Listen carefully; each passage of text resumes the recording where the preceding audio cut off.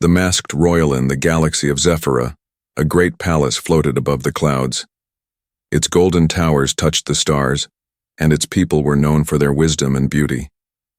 But inside the royal court, a strange silence had fallen. At the center of the throne hall sat a girl, tall, graceful, but with her face hidden behind a shimmering silver veil. Her name was Princess Vela. No one had seen her face, not even the royal ministers. The law was strict. Her face could only be seen by her future bondmate, the one who would marry her. Until then, she would remain hidden behind the veil. It was a custom meant to protect the royal bloodline. But now it had become a curse. Vela had reached the age of bonding, and the time had come for her to choose a partner. Suitors from across the galaxy had traveled to Zephyra. Princes, warriors, scholars. Some bold, some curious, but all left. Without offering a bond, they whispered behind her back. She must be deformed. What if she is blind? Or worse, what if she has no face at all?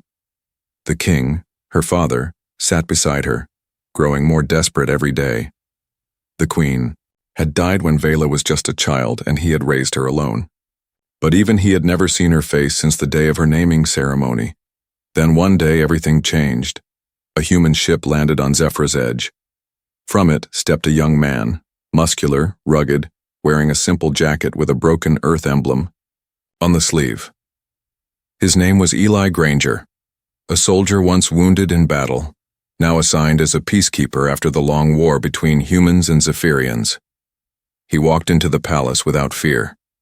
His boots echoed on the marble floor as the guards raised their weapons. But the king raised his hand to stop them. "Let him speak," the king said, curious. Eli looked around the hall. He saw the strange alien architecture, floating lamps, crystal walls, soft colors. His eyes rested on the figure with the silver veil. "I heard no one wants to bond with the princess," Eli said calmly. "Is it because of the veil?" Murmurs rose among the crowd. "Who does this human think he is?" The king narrowed his eyes. "Many came before you, human. All left." Eli didn't flinch. "Then maybe they came for the wrong reasons. I didn't come to judge a face. I came to meet a soul." A silence fell over the room. Vela, behind her veil, tilted her head slightly. No one had ever spoken to her like that, not as a princess, but as a person. "You don't fear what you cannot see?" she asked softly. Eli smiled. "I've seen many things in war. Some of the most beautiful hearts were hidden in the ugliest places, and sometimes a pretty face hides a monster." The king was stunned. "You would bond with her without knowing what lies beneath the veil?" Eli nodded. "Yes," the court exploded in anger. "Outrageous. He insults our traditions. This human is mocking us."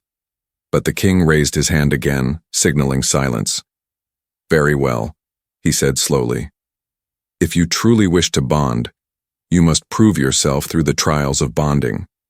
Eli looked the king in the eye. "I accept." Behind the veil, Vela whispered to herself. "Why? Does he feel different?" That night, as the stars glowed above the palace, the first light of hope flickered in her heart. For the first time, someone had stepped forward, not to possess her but to understand her, and that was more powerful than anything she had known before. A test of heart. The palace was still asleep when Eli was taken to the Chamber of Echoes. It wasn't a place of stone or battle. It was a place of emotion. A test of heart, a round room of light and sound, where every word, fear, or secret from one's soul echoed back louder than thunder. The walls glowed with soft blue light, but they pulsed like a heartbeat. Here the trial was not against weapons, but against oneself. Eli stood alone. Suddenly the room darkened. The voice of the High Oracle spoke from above, soft and powerful. "This is not a test of strength, this is a test of truth. You will face her without seeing her. You will speak to her without touch. You will know her without sight. And then, you will choose." A soft chime echoed. Then, her voice, Can you hear me? It was Vela. Eli took a breath. Yes, it's you, isn't it? She didn't answer directly. Instead, she said, I must ask. Why do you try? Why risk so much for someone you cannot even see? Eli sat cross-legged on the glowing floor. Because sometimes the most broken parts of us are also the most real. Everyone ran away, but I stayed. That should mean something. Vela was quiet for a moment. Then her voice dropped, shaky and low. I wear this veil because once when I was young, someone screamed when they saw my face. A servant. He fell back and wept. After that, my father told me, it's better this way.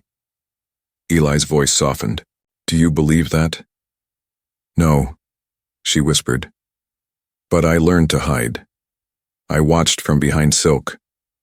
I memorized smiles I could never return. I laughed quietly so no one would hear.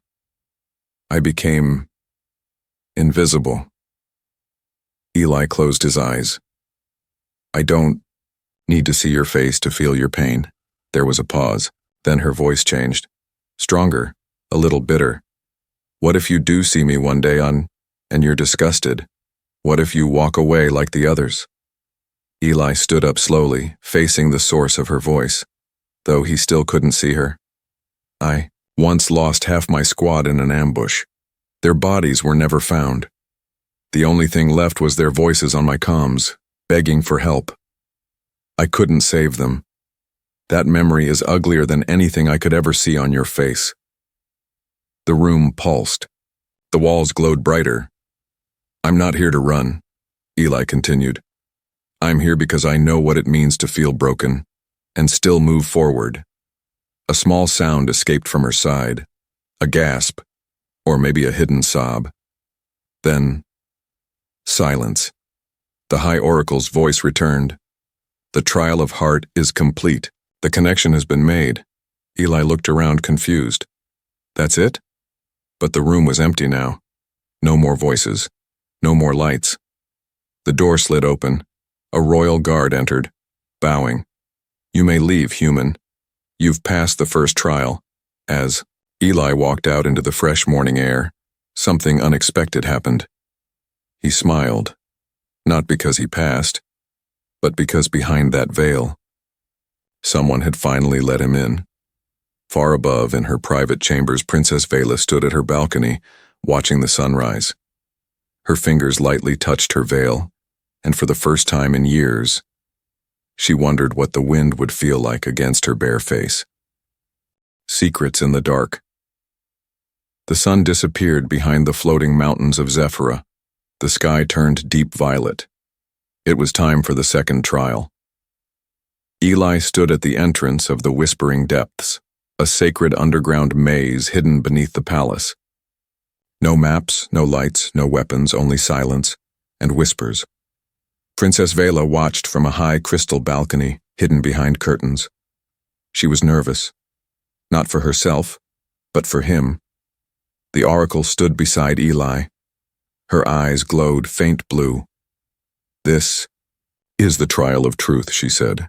In these depths you do not fight others, you face yourself. The doors opened with a hiss. Cold air escaped like a breath from something ancient. Eli stepped in without hesitation.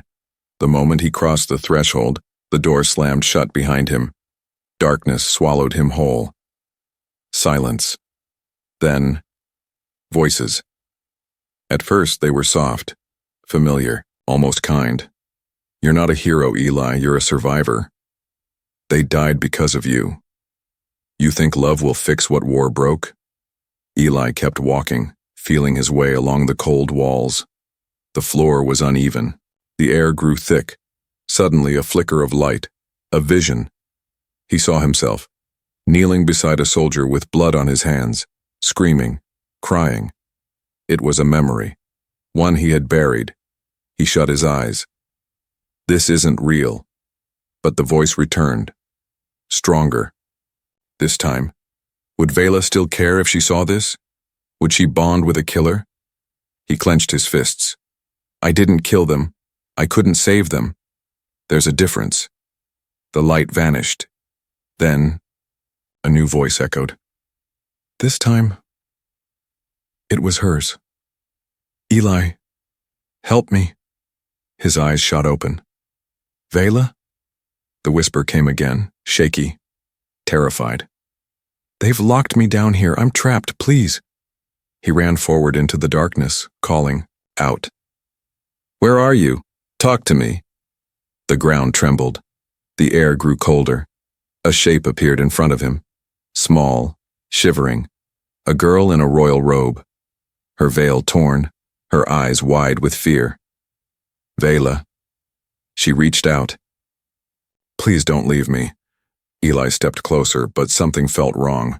Too easy. Too fast. He paused. You're not her. The girl's head tilted. Slowly, her face began to melt away into shadow. A deep growl came from behind her voice. Clever human. The figure lunged at him, but Eli didn't run. He closed his eyes and opened his arms. Do it. Show me everything I'm afraid of. The shadow passed through him like smoke. It screamed. Then, silence. A soft light lit the room. He was back at the center of the maze. His hands were glowing faint gold. The oracle's voice returned. You have passed. You faced your fear and did not run.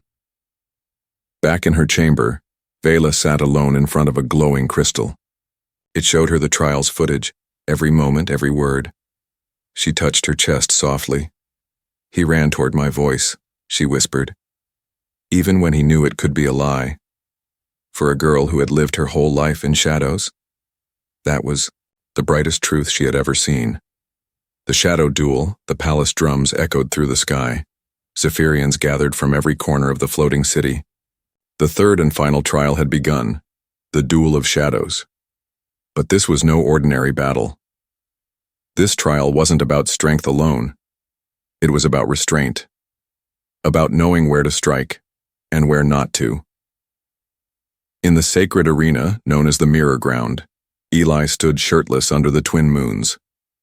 The silver floor beneath him shimmered like water, reflecting not just his body but something else. A second figure slowly rose from the floor. It was himself. Same eyes, same scars, same fists. But there was something darker in this copy. A twisted smile, eyes filled with rage. A version of Eli untouched by kindness, hardened by pain alone. The crowd gasped. Princess Vela stood hidden behind the royal curtains, her fingers clenched, her heart pounded. Not for the duel itself, but for the truth it would reveal. The oracle's voice boomed. This is your final trial, Eli Granger. Face your reflection. Face what you could become. The duel began with a flash. Steel fists met in the air. The two Elis clashed, slammed, dodged, mirrored each other's every move. The real Eli fought with focus, breathing steady. But the shadow Eli laughed. You pretend to be kind, but we both know what's inside you. Rage, guilt. You hate yourself. Eli blocked a hit. Maybe, but I don't live there anymore. The shadow kicked him hard in the chest. Eli crashed back against the wall. The crowd roared. But he stood up, bleeding from his mouth, smiling. You're not real, Eli said. You're what I left behind. The shadow grew more violent, fighting like a wild beast. His punches broke the stone. His screams shook the sky. But Eli refused to strike back with killing force. He defended. He absorbed the pain. Every time he had a chance to end it, he paused. You want me to hate myself, he said between gasps. But I won't give you that victory. The shadow lunged with a final roar. But Eli dropped his weapon and stepped forward. I forgive you, he whispered. The punch stopped midair. The shadow's eyes widened. His body cracked like glass. Then, with a soft sigh, he vanished. The arena went silent. A golden beam of light shined down from the sky onto Eli. The ground beneath him shimmered again, no longer reflecting a monster, but a man. The oracle spoke, one final time, The trial is complete. The human has conquered himself. Back in the royal balcony, Princess Vela's veil trembled. Tears slipped down her cheeks. This man, this stranger from another world, had fought not to win, but to heal. He could have destroyed his dark side, but he chose to forgive it.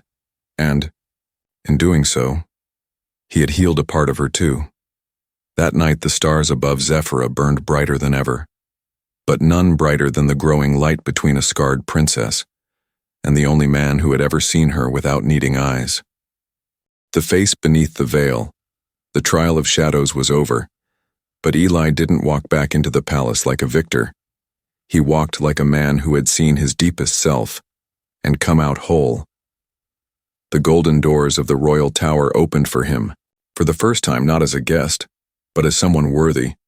He was led to the sanctum of bonding, a quiet garden room hidden high above the clouds.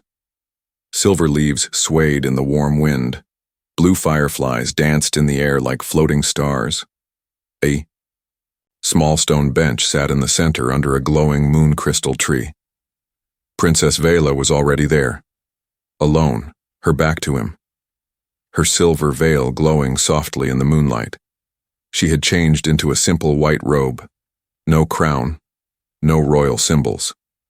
Just her. Eli paused at the entrance. He didn't move forward. He didn't speak. He waited. Slowly, Vela turned to face him. Her voice was low, honest, bare. Do you still want to bond, even now? Eli stepped forward but stopped a few feet away. I didn't come for your title, he said, or your face. I came for you. She laughed, a little shaky, a little disbelieving. But you've passed the trials. You earned the right to see me. He smiled gently. Maybe. But I want you to decide. You choose if I see. For a moment there was silence. The wind stopped. Even the fireflies hovered, waiting. Then, with trembling fingers, Vela reached up to her veil. The silk fluttered to the ground. And finally, Eli saw her. Her skin was soft gold, glowing faintly in the moonlight. Her eyes were violet, deep and bright like twin galaxies, but scars ran across her left cheek and down her neck, old, jagged, untouched by any healer. They told a story of pain, of survival, of shame carried too long. She looked down, afraid. Eli stepped closer and knelt. He didn't speak. He didn't flinch. He raised one hand and gently touched the edge of her scar. You're beautiful, he whispered. Vela blinked in shock. Even this part? Eli smiled. Especially that part. It shows you're real. She reached out, hesitant, then touched his face too, tracing the faint scar near his eye. I was 5 when the creature attacked me, she said quietly. My mother died protecting me, and ever since, I wore the veil to protect others from me. Eli shook his head. You don't need to protect anyone from your truth. She looked into his eyes, and for the first time in her life, someone looked back without fear, without pity, without pretending, and that broke something inside her. In the best way. Vela sat beside him. No veil, no lies, no mask, just 2 people. One broken by war, one broken by shame. And both finally, whole. Far away, hidden in the shadows of the high tower, the king watched through a silent crystal screen. His old hands trembled. He wiped his eyes. My daughter, he whispered. She's finally free. The court's revolt. The morning. After the veil fell, Zephyra was not the same. For the first time in over a decade, the princess walked through the palace gardens without hiding her face. Her scar was visible, her posture proud. She didn't look away. She didn't flinch when people stared. Beside her walked Eli, calm and steady, like he belonged there. But not everyone welcomed the change. In the royal council chamber, angry voices filled the air. She has broken sacred law. The bond was not approved by the Council of Bloodlines. He is a human, a former soldier. We cannot allow this union." The nobles were furious. Robes rustled, fists pounded, ancient scrolls were slammed on tables. At the head of the room, the king listened silently. His eyes were heavy, his face unreadable. Then came the loudest voice of all. Lord Varian, head of the noble bloodline of Zenthia. He stood tall, his 4 eyes glowing with rage. This human came with no title, no Zephyrian blood, and no right to touch our future queen. This is not love. This is weakness disguised as rebellion. Suddenly the doors of the chamber opened. Everyone turned. Vela entered, without her veil. Gasps filled the room. A few nobles stepped back. Others turned away in disgust or shock. Only one person in the room didn't react. Eli, who followed, behind her with steady footsteps. Vela stood tall. "I didn't ask for your permission," she said. "And I don't need it," Lord Varian sneered. "You shame our history." Vela took a deep breath. "Our history shamed me first." The chamber fell into silence. She stepped forward, her voice calm but strong. "I lived half my life behind silk, hiding a scar that came from saving your people. My mother died protecting me, and you made my pain a curse." She turned to the king. "Father, I love you. But if my people must love only perfection, then I'm not their princess. And I never was." The king's face tightened. He stood slowly. "I was wrong to let them hide you. Wrong to let silence grow louder than truth." He turned to the nobles. "If your power depends on a mask, then you were never powerful at all." Lord Varian shouted, "Then I resign. Let the court collapse. Let the bloodlines die." Others joined him, banging their staffs and shouting threats. "We will not serve a scarred queen. We reject the bond." But behind them, something unexpected happened. One noble knelt, then another, and another. A younger councilwoman stood up. "I was 5 when I last saw your mother. She saved my family during the attack. I see her in you, Vela, and I will follow you." Vela's eyes shimmered. The palace shook not from rebellion, but from something new, change. Later, in the quiet of the royal garden, Vela and Eli sat under the moon crystal tree again. She looked up at him. "They wanted a perfect princess," she said softly. Eli smiled. "Instead, they got a real one." She touched his hand. "No more hiding," she said. "No more fear." And high above, the stars of Zephyrah burned brighter, because for the first time in generations a princess didn't rule from behind a mask. She ruled from the heart. The bond beyond sight. The veil was gone, but the storm it left behind still lingered.